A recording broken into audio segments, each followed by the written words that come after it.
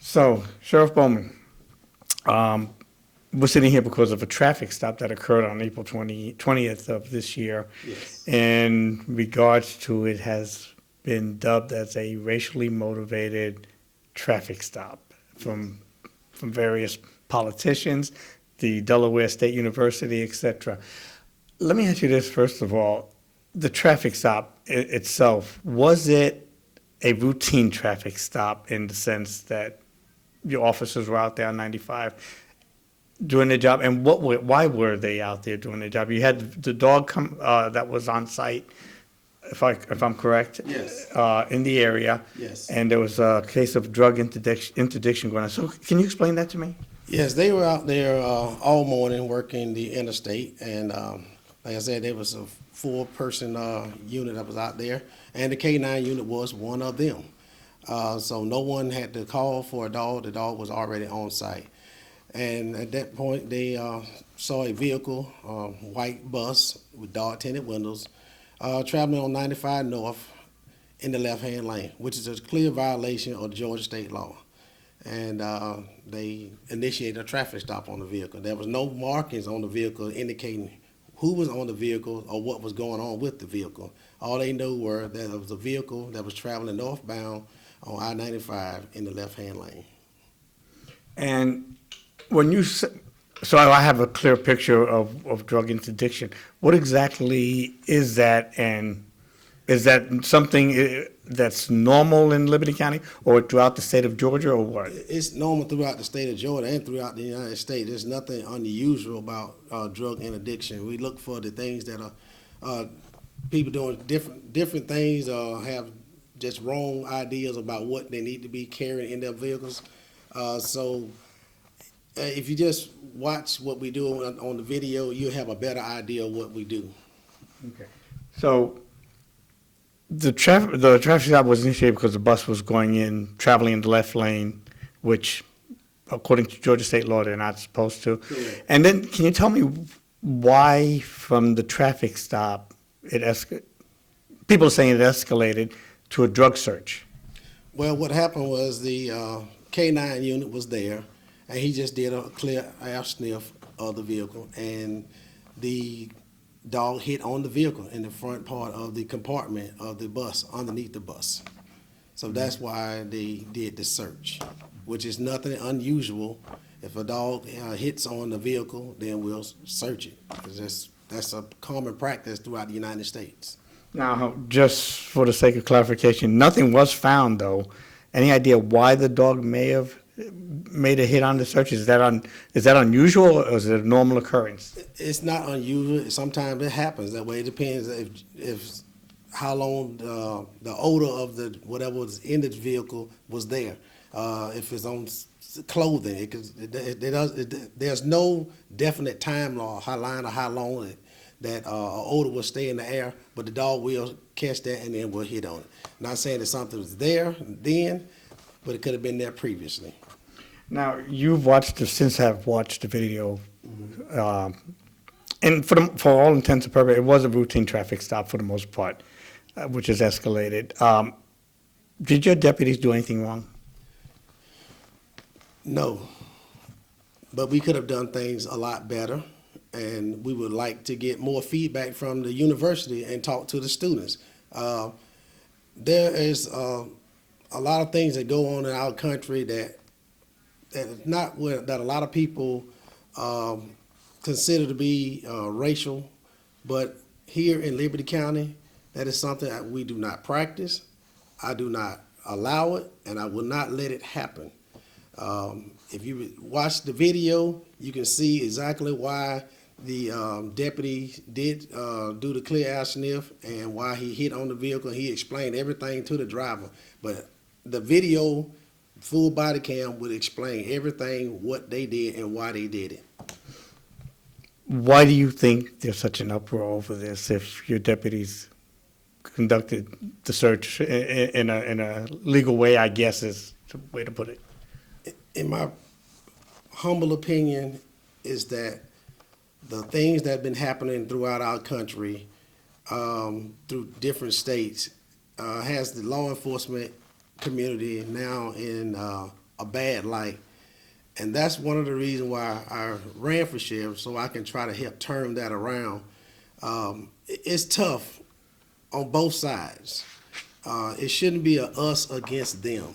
That is some of the most ridiculous thing that we could do as a nation.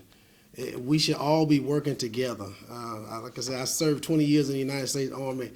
I wouldn't care who was in that foxhole with me as long as they had my back. And that's where we need to get our country right now, in that mode where it's not us against you. We're here to help you. When you dial 911, we're going to show up. We're going to be there. It's tough for men and women to wear that uniform every day, not knowing if they're going to come home at night. So I understand both sides. I know the sensitivity level of both. And like I said, I would love to have an opportunity to speak with those young ladies and express how we can make things better, what we could do to make our training better. How can we make them understand that we're not here to hurt them, we're here to help them. I've reached out to the president of the school, and hopefully that we can make this happen. It doesn't matter how we do it, but as long as we make it happen, that's what I'm looking for.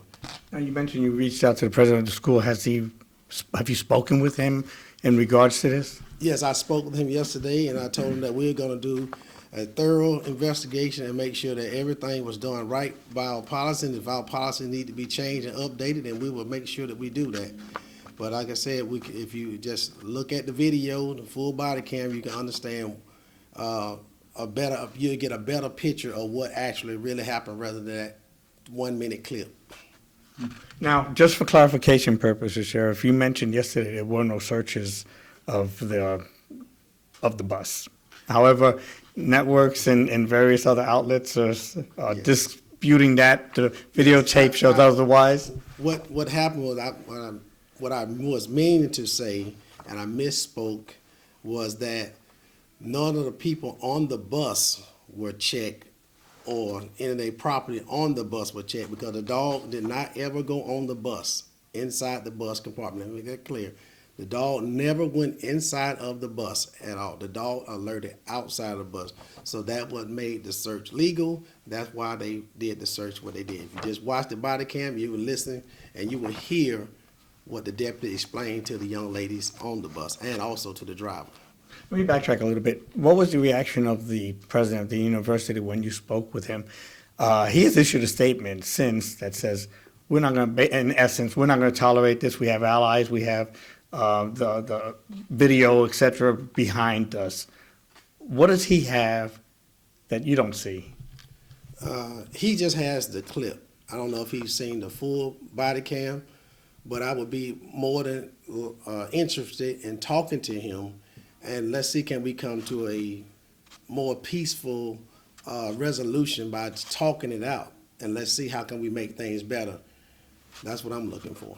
And Sheriff, in terms of the search itself, is it customary for officers to go through bags? And I mean, explain so the public has an idea of what a law enforcement officer has to do when he does a search. Yeah, if the dog alerts on a specific compartment, then the officers can search anything inside that compartment. So they picked a few bags off the bus and they checked them. The bags didn't have much in. They pretty much checked the bag just like TSA. They did it with care. They did it with compassion, and they put it back together and put them back on the bus. I mean, I didn't see anything that on that video that could show that they would have malicious intent. If you watch the video, you would definitely see how careful they were and what they did. Right. And a large issue of contention with a lot of folks in outlets is the fact that a brown box was unwrapped. The deputy didn't take the young lady's word, take her word that a gift was given to her and it wasn't to be opened. So explain that. Can you explain that part to me? Well, I cannot think about what the deputy was thinking at that time, but my initial, when I looked at it, I didn't know exactly what it was either. And the deputy asked the young lady from the body cam, did she know what it was? And all she could say was, no, she didn't know what it was. It was a gift from her aunt. And it was wrapped in brown paper. So if you don't know what it is, you have to open it up just to see exactly what it is. But if you watch the body cam, the full body cam, you will see and listen to what the deputy explained to her, and you'll understand what he was thinking at the time. I can't think what he was thinking at that point because I'm not there. Have you talked to him about this, Sheriff? Yes, I've spoken with him, but he had the same thing. His thoughts were he didn't know what it was, and he just wanted to identify exactly what was in it. And in terms of this is obviously growing legs rapidly. It's being reported on networks now, CBS, et cetera, CNN. Is there a political aspect to this in your thoughts? I mean, the reason I'm bringing that up, Keisha Lance Bottoms from Atlanta tweeted, Governor Kemp, are you going to investigate the Liberty County Sheriff Office as you investigated the election? I don't know if you can comment on that, but what's your personal thought? I can't speak on what Ms. Bottom was trying to say. I'm sure the governor has trust in me that I will do the right thing. And the people of this county know that I will do the right thing, and I know I will do the right thing. I will not tolerate any misbehavior, mistreatment of any citizen that come through our state or live in our state, and especially live in our community. There will be definite no bias policing. We do everything the right way. I have been doing this for all my life. I've been serving our country, our state, and now my community. And I will continue to do that to the best of my ability and make sure I do everything the right way. Like I said, it was an unfortunate incident that happened. My heart goes out to those girls and this college, and whatever I can do to make things better for them, our nation, our county, I will do. And I just hope that politics don't ruin something that is we are trying to build here in Liberty County, and that's to treat everybody fair and just. And also, Sheriff, like I said, this is getting growing legs rapidly. You have the senator, you have the governor from Pennsylvania talking about this. You have the two senators, state senators, or the federal senators talking about this. If you can talk to them, what would you tell them? I would tell them, believe in the process. Believe that everybody that wears a uniform is not bad. Believe that our country is in a place that we need to start trying to come together rather than separate. I believe that if we spend more time on trying to do things the right way and keep everybody safe and do the things to protect our nation, then I think we have a better place. Communication is the key for everything, and I believe that if our leaders would come together, they want to have a conversation, and that's the thing we need to have, more conversations, because we're too quick to judge rather than wait for the facts to come.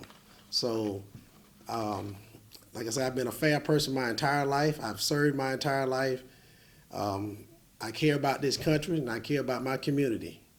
So I just wish that more people could get on that train. Has the governor reached out to you about this, Governor Kemp? No, he hasn't. Or the Attorney General? No.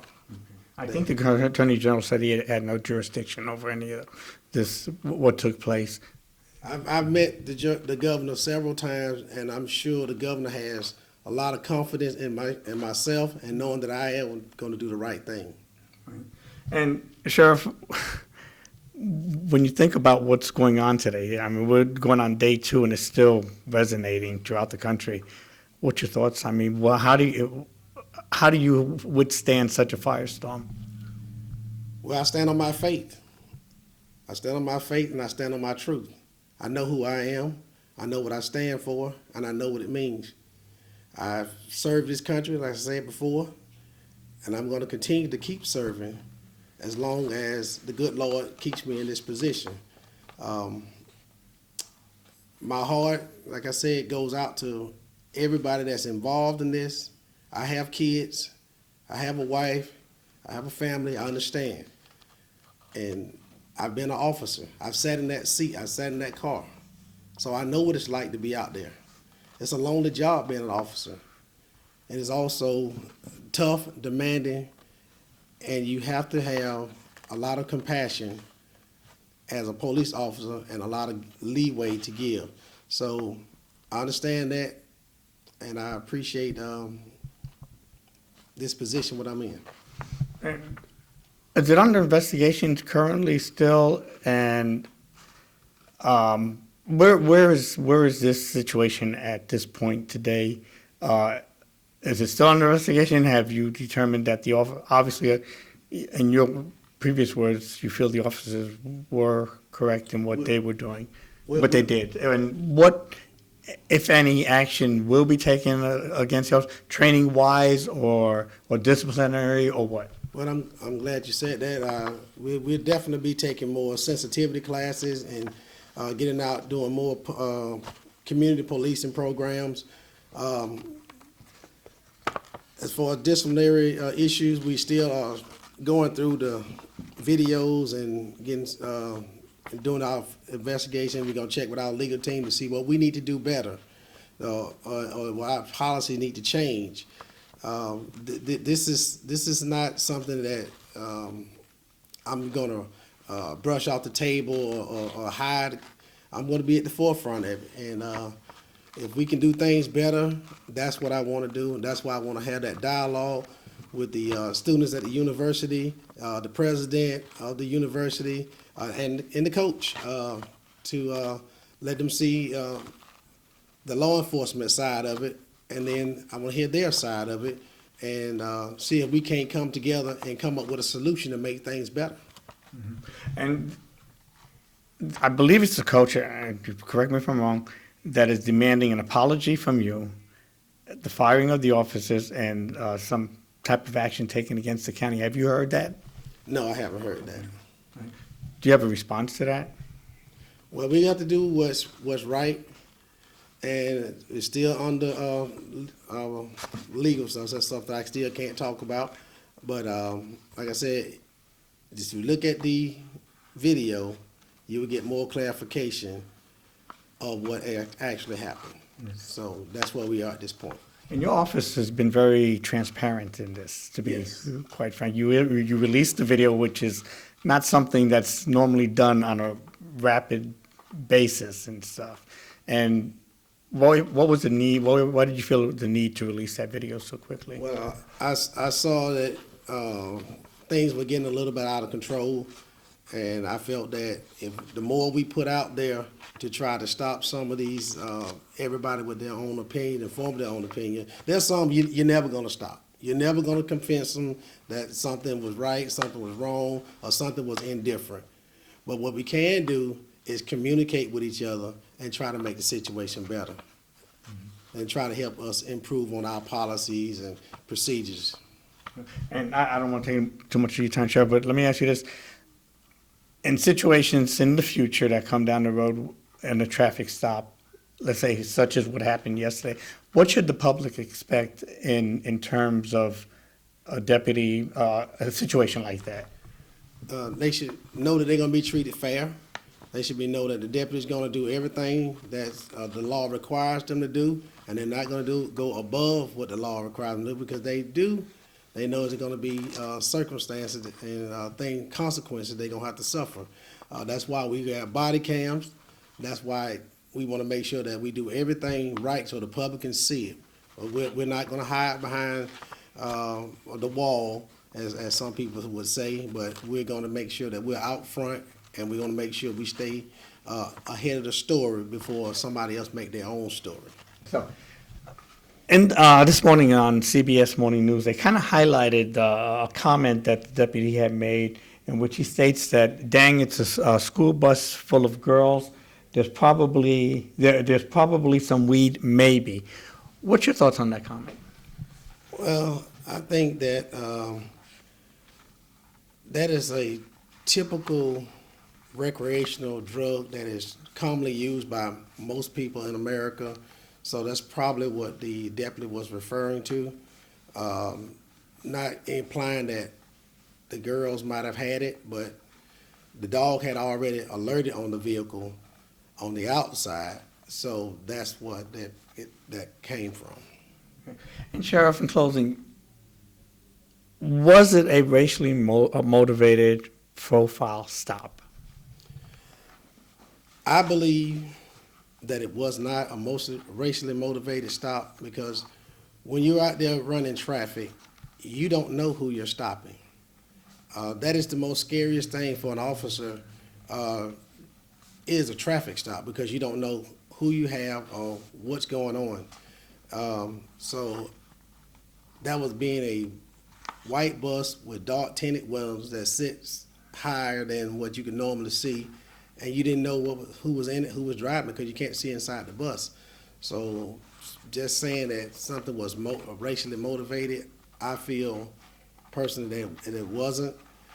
It was just a misfortunate thing that this occurred. Like I said, my heart goes out to the girls, the university. Like I said, we need to have more dialogue, and I feel that if we communicate more with each other and we can try to help change our policies and regulations and then see how they felt about it. And I think we will get past this, and hopefully we can change some of the thought process of America.